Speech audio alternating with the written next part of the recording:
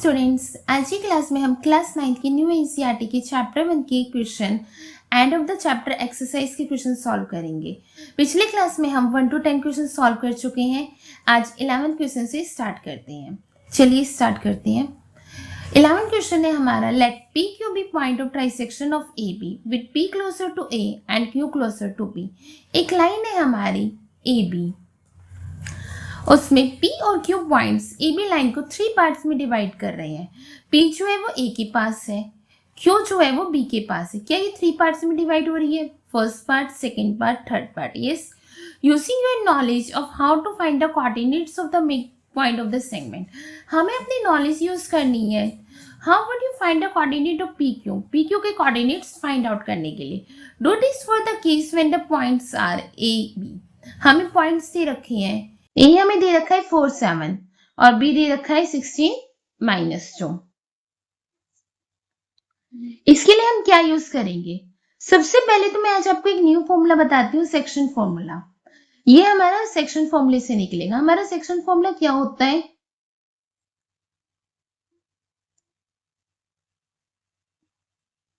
Section formula होता है हमारा कोऑर्डिनेट फाइंड आउट करने का। जैसे पी के फाइंड आउट करनी है, P X Y m x2 plus n x1 divided by m plus n, m y2 plus n y1 divided by m plus n। ये होता है हमारा सेक्शन फॉर्मूला। अब आप सोच रहे होंगे ये सेक्शन फॉर्मूला होता क्या है? मतलब सेक्शन फॉर्मूला तो हमें पता चल गया, लेकिन m n x1 x2 y1 y2 ये सब है क्या? सबसे पहले मैं p के कोऑर्डिनेट निकाल रही हूँ। P के कोऑर्डिनेट निकालने के लिए मैंने यहाँ पे लाइन ले ली A B। A है हमारा 4 7, B है 16 -2 और ये है मेरा पॉइंट P। अगर देखा जाए P से यहां तक देखेंगे, यहाँ पे कितने पार्ट आ रहे हैं? 1 और यहाँ पे कितने पार्ट आ रहे हैं? 2। तो ये किस रेशो में डिवाइड कर रहा है? 1:2 में। तो ये क्या हो गया हमारा? m/n। m हमारा 1 हो गया, n हमारा 2 हो गया और ये हो गया हमारा x1 y1 x2 y2। बस हमें ये याद रखना है, हम इसमें क्रॉस मल्टीप्लाई करते हैं। देखिए m x2, m की मल्टीप्लाई x2 से और n की मल्टीप्लाई x1 से, n x1। सेम ऐसे m की मल्टीप्लाई y2 से, n की मल्टीप्लाई y1 से, सिर्फ क्रॉस मल्टीप्लाई। अगर मैं यहाँ पे p के कोऑर्डिनेट निकालती हूँ, p x y, m क्या है मेरा? 1 की मल्टीप्लाई x2 से 1 मल्टीप्लाई 16 प्लस n क्या है? 2 की मल्टीप्लाई x1 से 2 मल्टीप्लाई 4, ये कितना आ जाएगा? 1 + 2। सेम ऐसे y के लिए m की मल्टीप्लाई y2 से 1 मल्टीप्लाई -2 प्लस 2 की मल्टीप्लाई 7 से 2 मल्टीप्लाई 7 और नीचे क्या आ जाएगा हमारा? 1 + 2। हम इसे सॉल्व करेंगे। 16 + 8 24 डिवाइडेड बाय 3 और यहां पर -2 + 7 2 14, -2 + 14 12, 12 को 3 से करेंगे, क्या आ गया? 8 4। तो हमारे p के कोऑर्डिनेट क्या आ गए? 8 4। ऐसे ही मुझे q के फाइंड आउट करनी है। अगर मैं q के लिए लाइन सेगमेंट बनाती हूँ तो a b, a क्या है? 4 7, b क्या है? 16 -2, q। यहां पर कितने पार्ट हो गए हमारे? 2। यहाँ पे कितने पार्ट हो गए? 1। तो हमारा m/n क्या हो गया? 2:1। सेम वही क्रॉस मल्टीप्लाई करेंगे, सेक्शन फॉर्मूला लिखकर हम लिखेंगे q x y = m x2 2 × 16 plus 1 × 4 divided by 2 + 1। Same यहां पर करेंगे 2 × -2 1 × 7।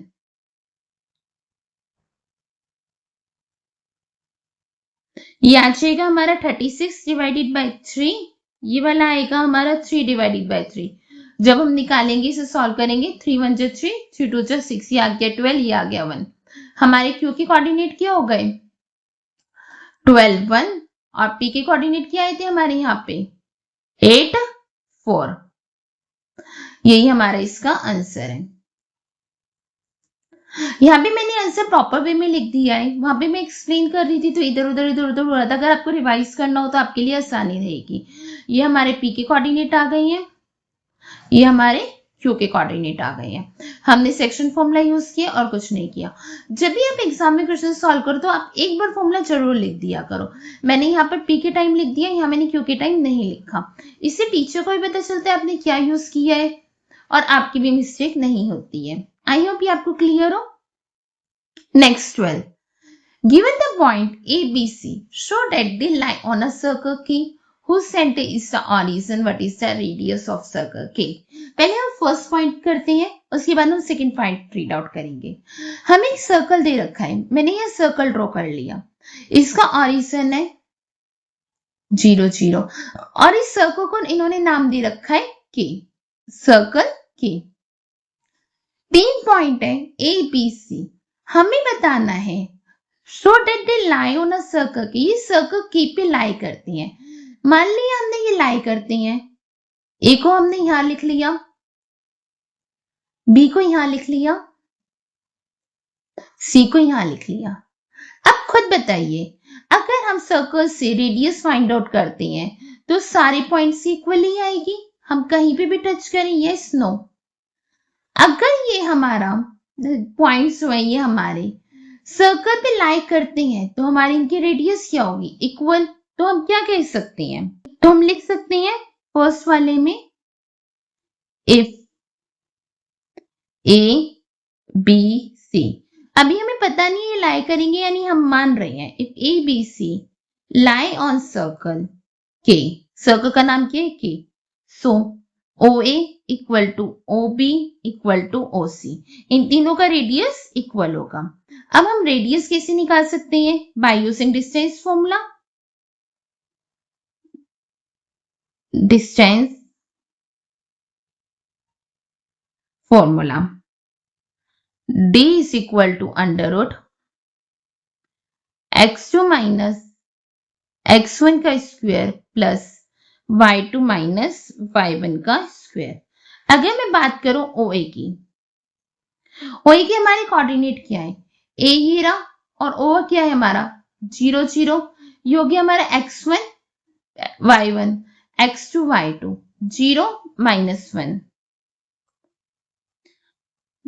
0 माइनस 8 का स्क्वायर, 1 का स्क्वायर 1, 8 का 64, क्या आ गया ये रूट 65। OA का हमारा रूट 65 आ गया। अगर ये सर्कल पे लाई करेगा तो OB भी हमारा रूट 65 आना चाहिए, OC भी रूट 65 आना चाहिए। सॉल्व करते हैं OB रूट 0 माइनस 4 का स्क्वायर प्लस 0 माइनस 7 का स्क्वायर, माइनस माइनस प्लस, अगर 4 का स्क्वायर करेंगे 4 4 जा 16, 7 7 जा 49, ऐड करेंगे कितना आएगा रूट 65। OC की बात करें अंडर रूट 0 माइनस 7 का स्क्वायर प्लस 0 माइनस 4 का स्क्वायर अंडर रूट 49 प्लस 16, क्या आ गया ये रूट 65। तीनों की रेडियस इक्वल है, तीनों का डिस्टेंस इक्वल है, मतलब तीनों की रेडियस इक्वल है। तो हम ये कह सकते हैं किस पे लाई कर रहे हैं सर्कल पर। हम यहां लिख देंगे here OA is equal to OB is equal to OC equal to root 65. So ABC are lie on a circle. और उसके बाद हमसे पूछे find the radius of the circle के, रेडियस कितनी हो गई हमारी रूट 65। अगर हम इसे सॉल्व करेंगे कितना आएगा 8.06 यूनिट।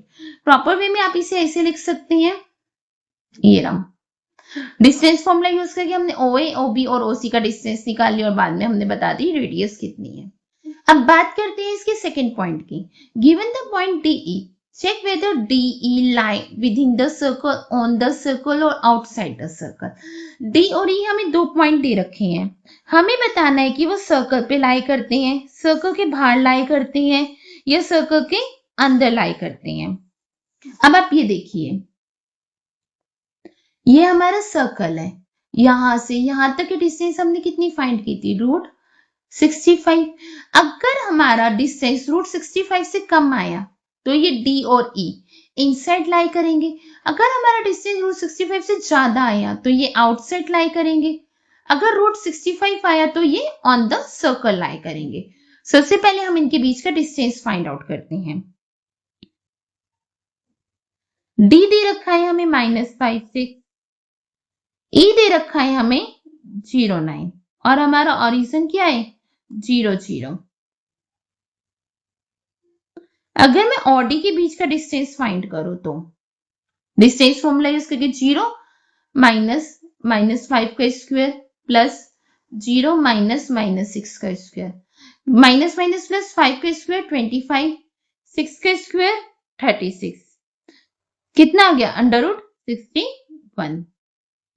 अगर मैं OE के बीच का फाइंड आउट करूं 0 - 0 का स्क्वायर 0, 0 -9 का स्क्वायर 9 का स्क्वायर, 9 9 से 81, इसे भी रूट में ले लेती हूं मैं क्योंकि ये भी हमने रूट में लिया है। अब ये वाला हमारा √65 से कम है तो OD का आ गया हमारा इनसाइड, D वाला पॉइंट हमारा इनसाइड आ गया और ये वाला हमारा √65 से ज्यादा है तो E क्या आ गया हमारा आउटसाइड। मैं इसे प्रॉपर वे में ऐसे लिख सकती हूँ, √61 is less than 65, D lie within the circle और OE में √81 is greater than √65, E lie outside the circle। बहुत ही सिंपल था। 13 क्वेश्चन है हमारा, the mid points of the side of triangle ABC are the point DEF। सबसे पहले मैं triangle draw कर लेती हूँ, ये ट्रायंगल है हमारा, इसके पॉइंट्स है ABC। ABC ट्रायंगल के मिड पॉइंट दे रखे हैं DEF। Given that the coordinate DEF के कोऑर्डिनेट दे रखे हैं 5 1 6 5 0 3। Find the coordinate of ABC। ABC के कोऑर्डिनेट निकालने हैं। अब आप सोच रहे होंगे इसमें कौन सा फॉर्मूला यूज करूं। अब क्वेश्चन से हिंट ले सकते हैं, इसमें हमें क्या दे रखे हैं मिड पॉइंट, तो हम इसके लिए क्या फॉर्मूला यूज कर सकते हैं मिड पॉइंट फॉर्मूला। सबसे पहले मैं A के कोऑर्डिनेट को मान रही हूँ x1 y1, B के कोऑर्डिनेट को मान रही हूँ x2 y2, C के कोऑर्डिनेट को मान रही हूँ मैं x3 y3। सबसे पहले हम लिख लेंगे late the coordinate A x1 y1, B x2 y2, C y x3 y3। अगर हम निकालेंगे A ऑन साइड A, अगर हम A की साइड की देखेंगे AB की साइड की तो D क्या है मिड पॉइंट है, yes no, on side AB D is mid point. AB का D क्या है मिड पॉइंट, हमारा फॉर्मूला क्या होता है x1 plus x2 divided by 2, y1 plus y2 divided by 2 और उसके निकालने के हमारे मिड पॉइंट्स आ जाते हैं, वो क्या दे रखे हैं 5 1। यदि हम इसे कंपेयर कर देंगे x1 plus x2 divided by 2 equal to 5 आ जाएगा, y1 plus y2 divided by 2 equal to 1 आ जाएगा। हम यहां से निकाल सकते हैं x1 plus x2 equal to 10, y1 plus y2 equal to 2। इसे मैंने इक्वेशन 1 मान ली, इसे मैंने इक्वेशन 2 मान ली। ऐसे मैं साइड BC का सॉल्व करूंगी, जब मैं BC का सॉल्व करूंगी तो ये आएगा x2 plus x3 divided by 2 equal to 6, y2 plus y3 divided by 2 equal to 5। इनके अकॉर्डिंग हमारी इक्वेशन क्या बनेगी x2 plus x3 equal to 12, y2 plus y3 equal to 10। इसे मैंने इक्वेशन 3 और 4 मान लिया। अगर मैं साइड AC की बात करूं तो इसमें क्या है x1 और x3, x1 plus x3 divided by 2 equal to 0, 2 के 0 से मल्टीप्लाई करेंगे 0 आएगा, इस इक्वेशन 5 मान ली। यहाँ पे y1 plus y3 is equal to 3 के 2 से मल्टीप्लाई करेंगे क्योंकि नीचे 2 है, ये 6 आ जाएगा। इसे मैंने इक्वेशन 6 मान ली। अब मैं जितने भी x वाले हैं उन्हें ऐड कर रही हूँ, इक्वेशन 1, 3 और 5 को। अगर मैं 1, 3 और 5 को ऐड करती हूँ, x कितने हो जाएंगे 2, x2 कितने हो जाएंगे 2, x3 कितने हो जाएंगे 2। देखिए कैसे एडिंग इक्वेशन 1, 3 एंड 5। हमारी फर्स्ट वाली इक्वेशन थी x1 plus x2 is equal to 10। Second और थर्ड इक्वेशन थी हमारी x2 plus x3 is equal to 12। और हमारी फिफ्थ वाली इक्वेशन थी x1 plus x3 equal to 0। तीनों इक्वेशन को मैंने ऐड कर दिया। x1 कितनी बार आ गया 2 बार, x2 कितनी बार आ गया 2 बार, x3 कितनी बार आ गया 2 बार, 22। 2 कॉमन ले लिया, x1 plus x2 plus x3 equal to कितना आ गया 22। 2 से यहाँ जाके डिवाइड कर दिया तो x1 plus x2 plus x3 कितना आ गया 11। अब x1 प्लस x2 हमारा कितना था 10 इक्वेशन फर्स्ट के अकॉर्डिंग, तो मैंने यहाँ पे 10 पुट कर दिया। x3 कितना आ गया 11 माइनस 10 1। हमारा x2 प्लस x3 कितना था 12 इक्वेशन 3 के अकॉर्डिंग, यहां मैंने 1 पुट कर दिया तो x2 कितना आ गया हमारा 11। Yes no. अब x1 प्लस x3 कितना था 0, x3 कितना आया है 1, तो x1 वहां जाके क्या हो गया -1, x1 क्या हो गया -1। मुझे x के कोऑर्डिनेट्स पता चल गए, अब मुझे y के फाइंड आउट करने हैं।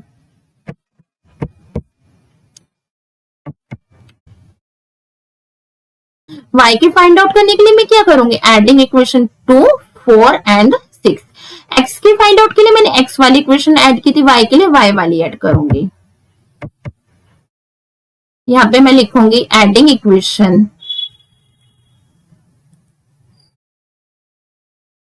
2, 4 एंड 6। अगर मैं इन्हें ऐड करूंगी तो y1 plus y2 plus y2 plus y3 plus y2 plus y3 2 plus 10 plus 6। मैंने पहले वाली सारी इक्वेशंस को ऐड कर दिया। y1 कितनी बार हो गया 2 बार, y2 कितनी बार हो गया 2 बार, y3 कितनी बार हो गया 2 टाइम्स 18। 2 कॉमन ले लूंगी, यहां जाके डिवाइड हो जाएगा। 18 को 2 से डिवाइड करूंगी क्या आएगा 9। y1 प्लस y2 कितना था हमारा 2 इक्वेशन 2 के अकॉर्डिंग, 2 इसमें मैंने पुट कर दिया तो मेरा y3 कितना आ गया 7। यहां भी मैं y3 पुट कर दूंगी, y2 प्लस y3 कितना था 10। क्वेश्चन बहुत इजी है, बस थोड़ा सा लेंथी है, लिखने में टाइम लगेगा और कुछ नहीं है इसमें। तो हमारा y2 कितना आ गया 3। ऐसे मैं y1 निकाल लूंगी, y1 प्लस y2 कितना है हमारा 2 और y2 भी हमने निकाला 3, तो y1 कितना आ गया 2 माइनस 3 माइनस 1। हमें सारे कोऑर्डिनेट पता चल गए। आप इसे प्रॉपर वे में ऐसे लिख सकते हैं। सबसे पहले let the coordinate A B C, यहाँ पे आएगा on side A B, D is the mid point, यहाँ पे on side B C, E is the mid point, on side A C, F is the mid point. सारी equation बना के हमने उन्हें एड ऑन कर लिया और लास्ट में हमने लिख दिया so coordinates are A x1 B x2 y2 C x3 y3। I hope आपको ये क्लियर हो। फिर भी कोई डाउट हो आप मुझसे कमेंट बॉक्स में पूछ सकते हैं। ये वाला क्वेश्चन बहुत ही इजी था, बस थोड़ा सा लेंथी था। फॉर्मूला भी एक ही यूज हुआ है, मिड पॉइंट फॉर्मूला। अगर आप कॉन्सेप्ट क्लियर रखोगे तो आप आसानी से कर सकते हो। Number 14 में a city has two main roads which cross each other at the center of the city. Two roads हैं जो center पे cross कर रहे हैं। These two roads are along the north-south direction and east-west direction. North-south direction में है, east-west direction में है। All the other streets of the city run parallel to this road and are 200 meter apart. There are 10 streets in each direction. इस direction में भी 10 cities है, इस direction में भी 10 cities है और सारे स्टेट्स के बीच का डिस्टेंस कितना है 200 मीटर। तो इन्होंने बोला draw a model of the city in your notebook represent the road street by a single line. हमें एक मॉडल बनाना है। मैं 5 स्ट्रीट यहाँ बना सकती हूँ, 5 स्ट्रीट यहाँ बना सकती हूँ, टोटल 10 हो जाएंगी। 5 यहाँ बना सकती हूँ, 5 यहाँ बना सकती हूँ। सबके बीच डिस्टेंस कितना रखना है, 1 सेंटीमीटर का, और 1 सेंटीमीटर को क्या मानना है, 200 मीटर। मैंने यहाँ पे ड्रॉ कर लिया ग्राफ की हेल्प से। सबके बीच डिस्टेंस कितना रखा, 1 सेंटीमीटर का, और हमने यहाँ पे 1 सेंटीमीटर को क्या माना है, 200 मीटर। टोटल 10 स्ट्रीट थी। अगर हम काउंट करें तो पहले ऊपर से काउंट कर रही हूँ मैं, 1 2 3 4 5 6 7 8 9 10 स्ट्रीट यहाँ पर हो गई वेस्ट टू ईस्ट में। और यहाँ पे काउंट करें नॉर्थ टू साउथ में, 1 2 3 4 5 6 7 8 9 10 स्ट्रीट यहाँ पर हो गई। फर्स्ट वाला पार्ट कंप्लीट है। सेकेंड पार्ट की बात करें, there are street intersection in the model. Each street intersection is formed by 2 streets, one running in north-south direction and another in east-west direction. Each street intersection is referred to in the following manner. If the second street running in the north-south direction and the fifth street, इन्होंने बोला जो second street है वो north south direction की और जो fifth street है east west direction की। देखते हैं, सेकेंड स्ट्रीट है किसकी पूछी है, नॉर्थ साउथ डायरेक्शन की second street. North south direction ये रही, इसकी सेकेंड स्ट्रीट ये रही, और ईस्ट वेस्ट डायरेक्शन की fifth street. East west direction क्या है हमारी, ये रही, इसकी फिफ्थ स्ट्रीट कौन सी हो गई, ये वाली।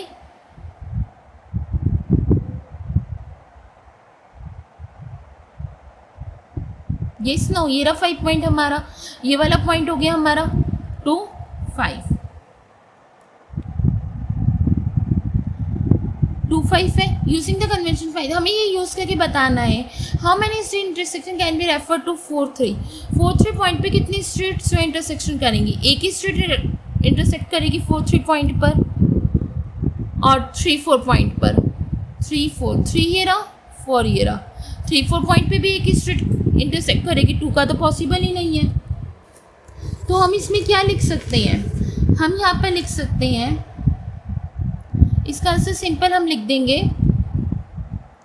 1 street intersection can be referred to as 4 3, और यहाँ पे भी हाउ मैनी की जगह 1, दोनों का आंसर 1 1 है। 1 street intersection can be referred to as 3 4। 14 complete है। क्वेश्चन बड़ा था लेकिन ईजी था, देखने में बड़ा था, सॉल्यूशन भी बहुत छोटा था। 15. A computer graphic program displays the image on a rectangular screen whose coordinate system has the origin at the bottom left corner. एक स्क्रीन है हमारी, 800 पिक्सल जो है वो इसकी वाइड है और 600 पिक्सल जो है वो उसकी हाइट है।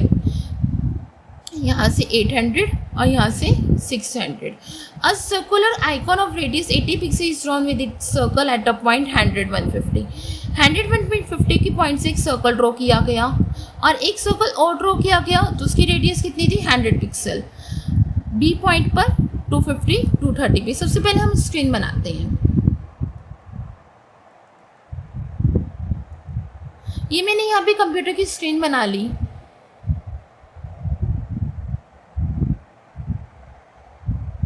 ये पॉइंट मेरा यहाँ पे 600 है।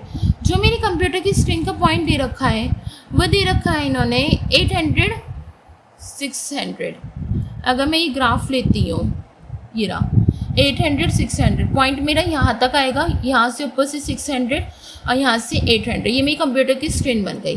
फर्स्ट इन्होंने हमसे बोला है एक सर्कल ड्रॉ करना है 100 150 पर। अगर मैं 100 150 पे सर्कल ड्रॉ करूँगी, मैंने पॉइंट लिया 100 यहाँ से 150 यहाँ से, मेरा पॉइंट क्या आएगा यहाँ पर ए पॉइंट। ये क्या है 100 150। जो सर्कल होना चाहिए वो होना चाहिए 80 पिक्सल का। अब सर्कल कैसे ड्रॉ करेंगे, मैं यहाँ पे कंपास को रखूँगी, यहाँ पे ध्यान से समझना इसे, यहाँ पे कितना है 100, 80 कहाँ तक आएगा, यहाँ तक, यहाँ से यहाँ तक मैंने कंपास को खोला, यहाँ से यहाँ तक मैंने कंपास को खोला और ये जो मेरा पॉइंट आ रहा है 100 150, यहाँ पे रख के मैं एक सर्कल ड्रॉ करूँगी। समझ आया आपको सर्कल कैसे ड्रॉ करना है। सेकेंड पॉइंट है हमारा 250 230। बी पॉइंट है मेरा 250 230। 250 ये रहा और 230 कहाँ होगा, 200 से 3 कदम ऊपर चल लो, ये रहा, ये आ गया मेरा बी पॉइंट 250 230। यहाँ पे मैं एक सर्कल ड्रॉ करूँगी इस पॉइंट पे रखकर और कंपास को कितना खोलूँगी यहाँ से लेके यहाँ तक। क्यों? क्योंकि हमें कितना दे रखा है 100 यूनिट, 100 पिक्सल। इस कारण मैं कंपास को इतना खोलूँगी। पिछले वाले में हमने यहाँ से यहाँ तक खोला था 80 का, अब 100 है और ये कितनी है इसकी रेडियस 80, तो ऑब्वियसली 100 वाला थोड़ा बड़ा बनेगा। जब मैं इसे ड्रॉ करूँगी थोड़ा सा इसके ऊपर आएगा। जब आप कंपास की हेल्प से ड्रॉ करोगे तो आपको ईजिली क्लियर हो जाएगा। पूछा इन्होंने whether any part of either circle lies outside the screen. ये कहाँ पे लाई करते हैं, आउटसाइड स्क्रीन पर या इनसाइड स्क्रीन पर। वो सर्कल कहाँ लाई कर रहे हैं, ऑन द स्क्रीन पर। Whether the two circle intersect each other, क्या ये इंटरसेक्ट कर रहे हैं। अगर हम यहाँ पे देखें तो ये दोनों इंटरसेक्ट कर रहे हैं, तो हम इसका आंसर लिख सकते हैं no neither part of the circle lie outside the screen. Both circle are intersecting each other, दोनों एक दूसरे को इंटरसेक्ट कर रहे हैं। 15. Plot the point A, B, C, D in the coordinate plane. If A, B, C, D is a square, can you explain why? हमें पहले ये चारों पॉइंट इस पे ग्राफ पे शो करने हैं, उसके बाद हमें बताना है A B C D square है या नहीं। अगर है तो उसका एरिया निकालना है। पॉइंट प्लॉट करते हैं 2 1 A 2 1 B -1 2 -1 2 C -2 -1 -2 -1 D 1 -2 1 -2। इन्हें हम ज्वाइंट कर देंगे। देखने में तो ये स्क्वायर लग रहा है, लेकिन हमें पता करना ये स्क्वायर है रोम्बस है। अगर स्क्वायर है तो इसका एरिया निकालना है। सबसे पहले हम क्या निकाल सकते हैं, इनका डिस्टेंस। डिस्टेंस का हमारा फॉर्मूला क्या होता है, x2 - x1 प्लस में y2 - y1 का स्क्वायर। अगर मैं इन्हें प्रॉपर वे में ज्वाइंट करूंगी तो ये ऐसे आएगा। सबसे पहले मुझे ये बताना है ये स्क्वायर है या नहीं, तो मैं क्या करती हूँ, मैं डिस्टेंस फॉर्मूला यूज करके इनकी साइड्स निकाल लेती हूँ। डिस्टेंस फॉर्मूला क्या होता है हमारा, x2 - x1 का स्क्वायर प्लस y2 - y1 का स्क्वायर। अगर मैं ए बी की बात करूं, A B x1 x2 x2 - x1 -1 -2 का स्क्वायर प्लस y2 - y1 2 - 1 का स्क्वायर। ये आ गया √9 + 1 = √10। BC की बात करें, अंडर BC x2 x1 -2 -1 का स्क्वायर कितना हो गया, -2 -1 का स्क्वायर माइनस माइनस प्लस -2 + 1 -1 का स्क्वायर 1 y2 - y1 -1 -2 -1 -2 -3 का स्क्वायर क्या आ गया 9 √10। ये भी √10 आ गया। अब CD की बात करें, CD 1 -2 का स्क्वायर -2 -1 का स्क्वायर।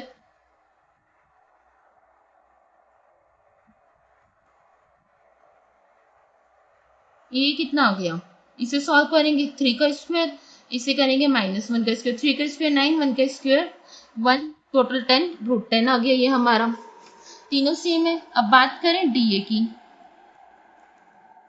अंडर रूट 2 - 1 का स्क्वायर DA 2 - 1 का स्क्वायर 1 -2 का स्क्वायर